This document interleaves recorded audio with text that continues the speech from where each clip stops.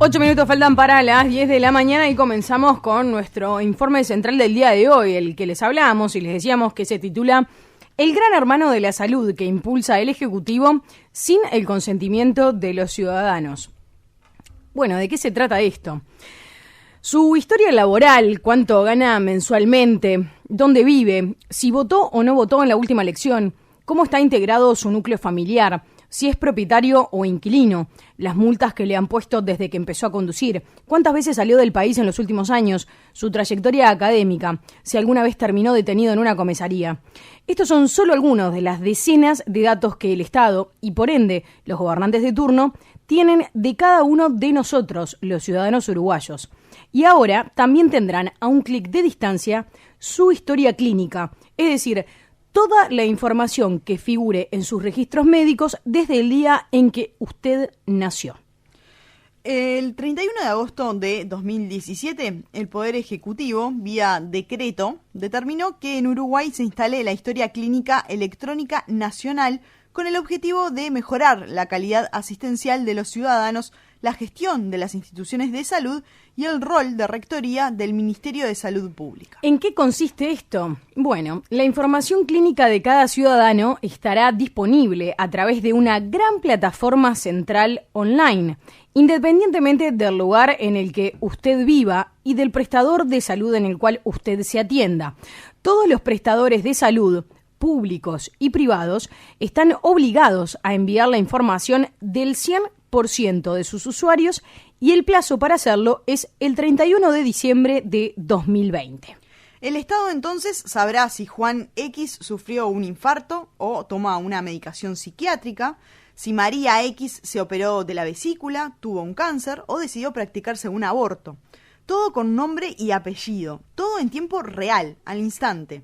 Todo sin el consentimiento del ciudadano, que no firmó ningún papel para decirle al Estado que está habilitado a acceder a sus registros médicos. Este gran hermano sanitario, impulsado por el Ejecutivo, la AGESIC, la Agencia de Gobierno Electrónico y Sociedad de la Información y del Conocimiento, oficina dependiente de Presidencia de la República, y también impulsado por el Ministerio de Salud Pública, no pasó a discusión específica por el Parlamento uruguayo y ya está en plena implementación tras una ordenanza del Ministerio de Salud emitida en octubre del año pasado y empezó ya a generar problemas. Sí, así nos pudo saber que en las últimas semanas se le empezó a manifestar a las autoridades de la cartera de salud, desde algunos prestadores privados, la preocupación que esta normativa genera en cuanto a que se está compartiendo información que está catalogada por ley como dato sensible y que no se le está informando a los usuarios de ello ni se le está pidiendo su consentimiento y que esto podría generar problemas de carácter judicial. Esto es lo que ha advertido en las últimas semanas, como les decíamos, algunos de los prestadores privados a autoridades de la cartera de salud. Así es, vamos a remitirnos a la ley, no a este decreto emitido de Historia Clínica Electrónica Nacional. Vamos a remitirnos a la Ley de Protección de Datos Personales que rige en Uruguay desde el año 2008 y que estableció en el capítulo Datos especialmente protegidos como dato sensible a la información que revele origen racial y étnico, preferencias políticas, convicciones religiosas o morales, afiliación sindical e informaciones referentes a la salud o a la vida sexual. Esta misma ley, aprobada hace 10 años, estableció que los datos personales requieren previo consentimiento del titular para ser comunicados, aunque este previo consentimiento no será necesario en algunos casos. Por ejemplo, en los datos referidos a la salud, no será necesario contar con el ok del paciente cuando la comunicación deba concretarse por razones sanitarias, de emergencia o para la realización de estudios epidemiológicos. Sin embargo, la ley fijó que debe preservarse la identidad de los titulares de estos datos mediante un mecanismo de disociación. Exacto, cosa que no es lo que está establecido en el decreto emitido el año pasado por el Poder Ejecutivo. Y de hecho, el gobierno sabe desde el año pasado que el consentimiento de los usuarios para implementar la Historia Clínica Electrónica Nacional es una pata indispensable del sistema. Se lo advirtieron los mismos técnicos que invitaron a Uruguay para hablar de las bondades del sistema. Esto es increíble, escuchen bien. El 4 de agosto de 2017, 4 semanas antes de que el Poder Ejecutivo emitiera el decreto, la AGESIC realizó una jornada técnica para la cual invitó como oradora a Perla Escárcega, una profesional en sistemas computacionales con 8 años de experiencia en el sector salud en Estados Unidos y en Europa. Durante su conferencia, Escárcega hizo referencia al caso de Estados Unidos y específicamente a la experiencia vivida en Nueva York, que tiene 50 hospitales públicos. AGESIC publicó un artículo remitiendo a tramos de la charla brindada por esta técnica, en la cual Escárcega señaló, y cito textual, hablo comillas, en el estado de Nueva York, de 29.7 millones de pacientes, solo 7.6 millones han dado su consentimiento para compartir información entre los distintos profesionales de la salud. Este, dijo la técnica, es un requerimiento básico y de partida para la conformación de una historia clínica electrónica. En la normativa lanzada el año pasado por el Poder Ejecutivo uruguayo, ese punto brilla por su ausencia. Pero volvamos al decreto elaborado por el Ministerio de Salud Pública y aprobado el año pasado por el presidente Tabaré Vázquez y el gabinete. En el texto se estableció que cada evento clínico o asistencial de una persona debe registrarse en un documento clínico electrónico y subirse a la plataforma. ¿Quiénes tienen acceso a esta plataforma y por ende a su información y a mi información? Bueno, en teoría los médicos y el personal de las instituciones de salud que estén autorizados, el Ministerio de Salud Pública, que podrá ver todo con lujo de detalle, y la AGESIC, que solo podrá realizar tareas de mantenimiento y soporte de la plataforma. Así es. Bueno, tras la salida del decreto en octubre, este decreto se emitió, como decíamos, en agosto del año pasado, y en octubre el Ministerio de Salud Pública emitió una ordenanza para fijar el paso a paso de cómo debe implementarse este nuevo sistema. AGESIC, por un lado, proporciona la plataforma de la Historia Clínica Electrónica Nacional. Por otro lado, Antel provee la llamada Red Salud, una red privada de datos de alta velocidad, y los prestadores empiezan a subir la información de los usuarios a la plataforma y, por supuesto, el MSP vigila.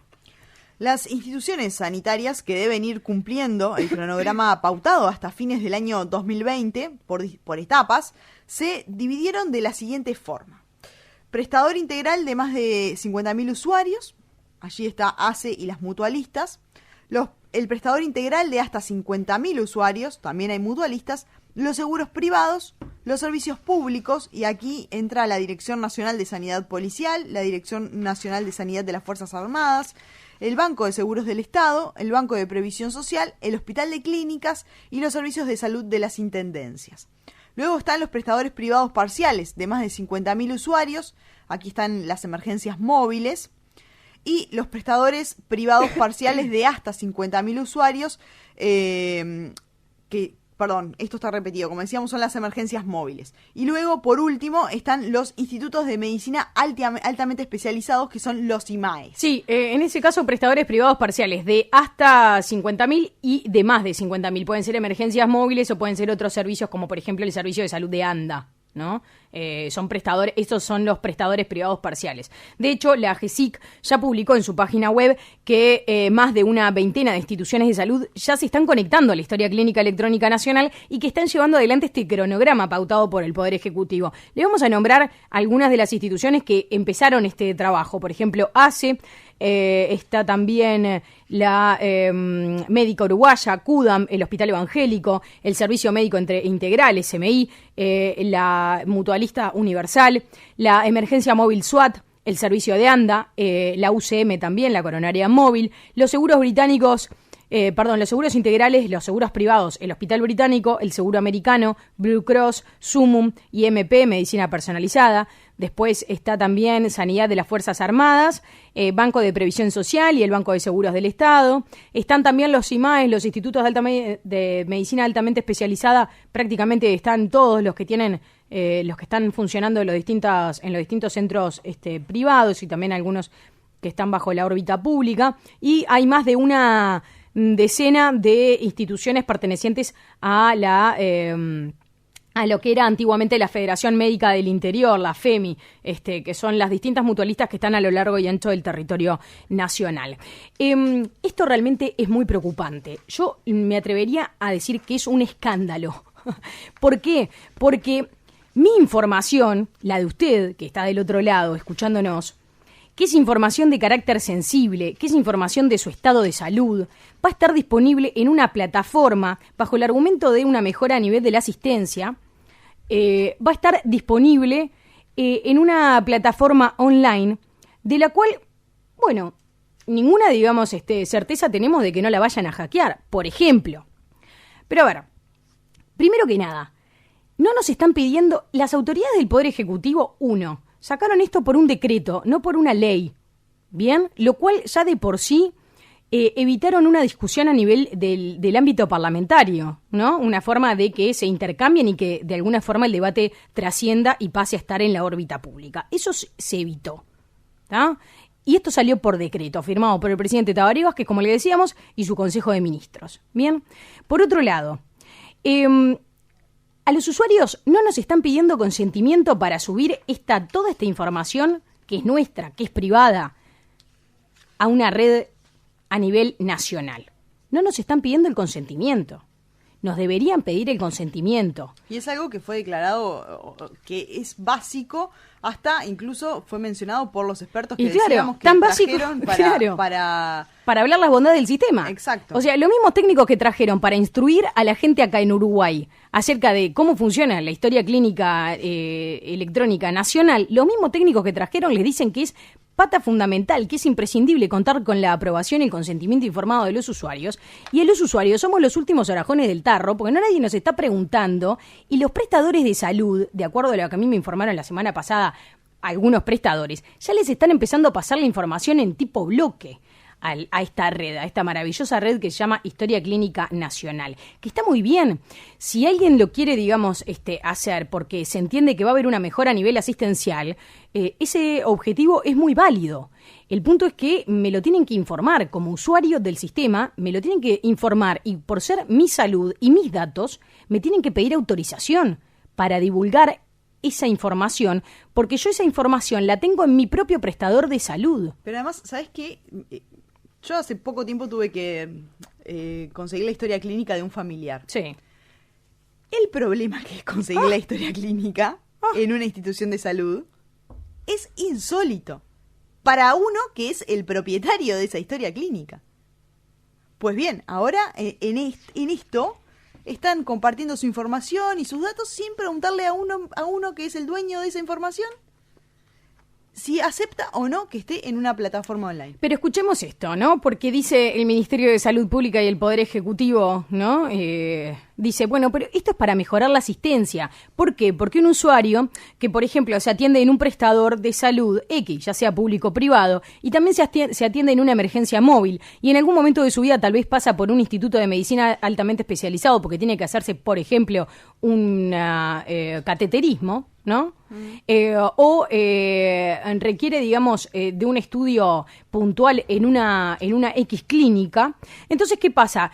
No importa, digamos, en qué lugar del territorio le ocurra esto, todos van a estar conectados, entonces cualquiera, digamos, de los médicos que lo asista va a poder acceder a toda la información en conjunto, ¿no? Todos los actos clínicos que tenga el paciente van a estar todos allí concentraditos en un mismo archivo. Ahora bien, otro de los argumentos utilizados por el Ministerio de Salud Pública es que esta información va a mejorar en cuanto a que el Ministerio de Salud Pública va a tener información epidemiológica.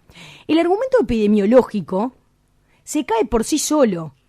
Este argumento utilizado por el Ministerio de Salud Pública es totalmente insuficiente. ¿Por qué?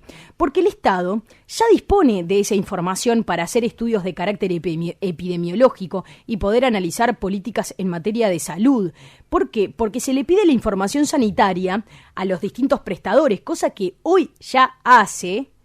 Bien, hoy ya se hace eso. Cada uno de los prestadores de salud le tiene que reportar al Ministerio de Salud Pública determinados eventos clínicos o, por ejemplo, digamos, cantidad de nacimientos. Hay una cantidad de datos que los prestadores hoy ya se la pasan al Ministerio de Salud Pública, que como rector, por supuesto que tiene que tener información epidemiológica de la población para poder proyectar y llevar adelante políticas sanitarias. Ahora, para llevar políticas sanitarias, ¿no? Para poder desarrollar estudios epidemiológicos y desarrollar políticas, no tiene por qué tener la identificación de cada usuario del sistema. Claro, se necesita información macro, no información identificada con cada persona. De hecho, en caso de que se hackee el sistema, porque recordemos, ¿no?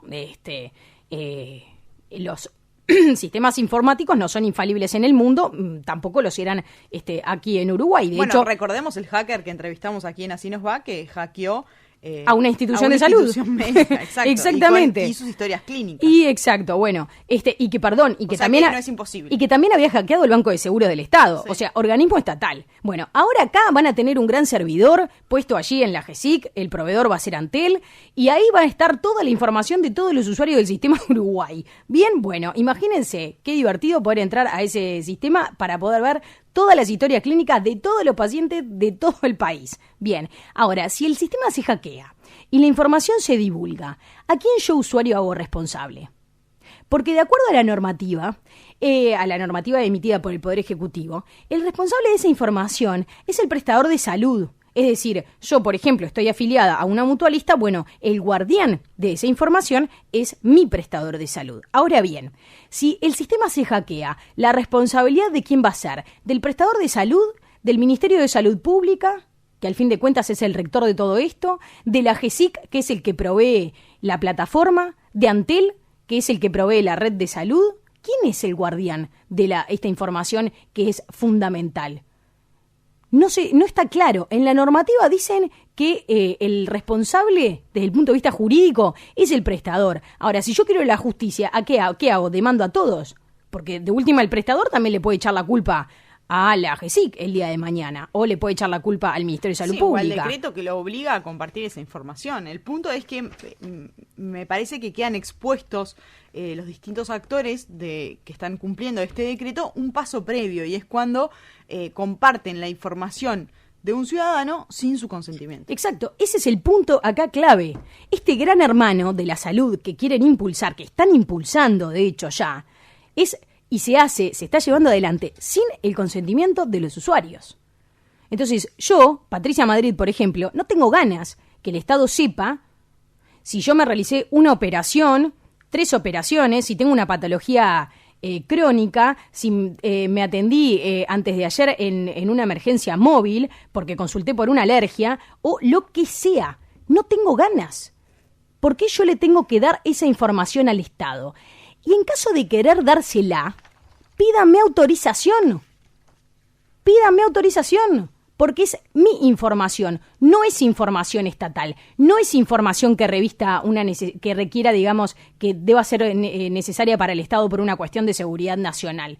La información está catalogada por ley, y les recuerdo que la ley es mucho más importante que un decreto en nuestro sistema jurídico, bien, que una ley establece que la información vinculada con la salud es un dato sensible, bien, y que para en todo caso ser divulgada requiere una previa autorización del titular de esa información. Pues bien, en esta normativa se saltearon eso y lo están empezando a compartir. Ya, de acuerdo a la información que pude saber, hay algún caso que ya fue presentado en la justicia y que está siendo analizado a nivel judicial por este mismo tema. Pero les van a empezar a caer de a montones las denuncias si esto no tiene una revisión, porque esto es violatorio. Esto se está violando la ley de datos personales aprobada por el Parlamento en el año 2008. Y está ocurriendo, y sin explicación, a los ciudadanos. Esto es realmente muy preocupante. El Estado va a tener sus datos de salud y los va a tener desde el día en que usted nació hasta el día en que usted se muera. Eso es lo que está establecido por normativa. Fue establecido el año pasado. Vamos a seguir atentamente esto porque sin duda va a ser un tema para los próximos días y semanas. Después de las manifestaciones de preocupación que transmitieron algunos de los prestadores privados a las autoridades sanitarias, tenemos entendido que se estaba considerando realizar algún cambio a la normativa. Veremos qué es lo que ocurre. Por lo pronto, lo que deberían hacer es informarle a la población, porque una nota web en la página de Presidencia de la República o del AGESIC no es informarle a la población, señores. Aprovechen las campañas que tienen de comunicación masivas, de acuerdo a la ley de medios, y que tan bien han utilizado, por ejemplo, en el marco del sistema de cuidados, que todos nos hemos podido enterar de las bondades que tiene el sistema, y adviértanos también de las bondades que va a tener la historia clínica electrónica nacional para todos los usuarios, y por qué a mí me van a tener mi información vinculada con mi salud y mi estado sanitario en una gran plataforma web que a mí al menos no me da ningún tipo de certeza de que no se va a hackear, y en caso de que se hackee, a quién hago responsable de ese hackeo y esa divulgación. Sí, y más allá de las modificaciones que vengan, que puedan venir, como vos decías, que se está, o por lo menos se puso sobre la mesa, bueno, mencionamos ya varias instituciones que comenzaron este proceso, es decir, que hay información de decenas, por ser cuidadosa, de decenas de pacientes que ya están compartida la información y subida en esta plataforma. Es decir, que si hay algún tipo de modificación a este decreto, se tendrá que ver qué se hace con esta información y estas historias clínicas que ya forman parte de esta base de datos. Se están empezando, ¿no?, a trasladar los distintos... Pero mencionaste ahí una docena de instituciones que comenzaron el proceso. Sí, claro, que ya empezaron. Lo que pasa es que el proceso tiene como etapas, ¿no? Etapa 1, etapa 2, etapa 3. Tiene 4 etapas que se tienen que ir cumpliendo hasta el 31 de diciembre de 2020. ¿No? Primero se afilian, después se empiezan a funcionar la plataforma, después empiezan a subir la información. Entonces, las instituciones, de acuerdo a lo que pudimos saber, algunas instituciones que ya están afiliadas están pasando datos. ¿Qué datos? Bueno, habrá que ver, porque también estamos hablando de de información que abarca a toda la población del país, básicamente, porque todos aquellos que se atiendan en el sistema de salud... No, y hay información que está duplicada, porque una persona puede tener mutualista, emergencia móvil... Bueno, de hecho, Claro, ¿no? Exacto, sí, pero la idea es precisamente que se genere y se unifique todo en uno. En fin, este tema va a dar que hablar, lo vamos a seguir de cerca porque es muy preocupante, como les decíamos, esta información. Si se quiere hacer, que se haga, pero se haga correctamente, informando a la población y pidiéndole el consentimiento informado. Es lo que corresponde, de acuerdo no solo a lo que establece, digamos, la protección, digamos, la ley de protección de datos, sino que también lo mismo que les han advertido, como les decíamos, los técnicos que trajeron a hablar desde el exterior, para hablar el año pasado de las bondades del sistema.